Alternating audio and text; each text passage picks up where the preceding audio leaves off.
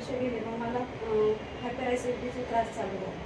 खूप म्हणजे खूप त्याचं पाणी पिलं तरीही त्रास व्हायचा, खूपच व्हायचा. मग सर बहुतेक दिवस तर कॉन्टॅक्टमध्येच नव्हते. म्हटलं काय काय. मग एकदा मला असं दिसलं की ते आहे, म्हणजे त्यांचे स्टेटस वगैरे बघितलं. मग मी त्यांना कॉल केला की म्हणजे मला असा असा त्रास होतो आहे. तर ते बोलले ठीक आहे तुम्ही ट्राय करा. मग मी पहिल्यांदा एनर्जेटिक घेतलं, त्याच्यानंतर मला बरं वाटलं. म्हणजे ॲसिडिटी थोडी थोडी कमी झाली, दोनदा घेतलं. तिसऱ्यांदा थोडं पैशाचा प्रॉब्लेम असल्यामुळे मी थोडं स्टॉप केलं. त्याच्यानंतर मला पुन्हा त्रास सुरू झाला, मी पुन्हा सुरू केलं. मग आता त्याच्यानंतर त्यांना म्हटलं मी जे आहे ते मला आता आज 3 ते 4 दिवस झाले. मला पहिलं जेवण व्यवस्थित जात नव्हतं, आता जेवण असं 3-4 दिवसापासून वाटते की भूक लागते.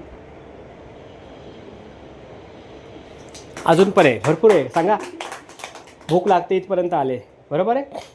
ओके, ॲसिडिटीचा बऱ्यापैकी रिझल्ट आला. गॅसेसचा त्रास खूप व्हायचा, रात्री गॅस वाटायची छातीमध्ये, मला चमक निघते की काय, काय होतं की काय असं. मेडिकलमध्ये काय काय टेस्ट केल्या?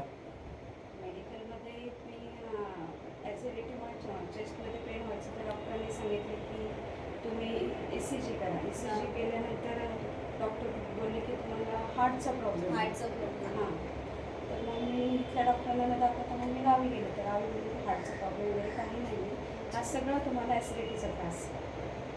पण ECG तर करेक्ट सांगत असेल ना हार्टचा प्रॉब्लेम आहे. ECG 2D इको पण नाही सांगत करेक्ट, तिथं ECG बरोबर नाही सांगत. पण ECG नॉर्मल आहे.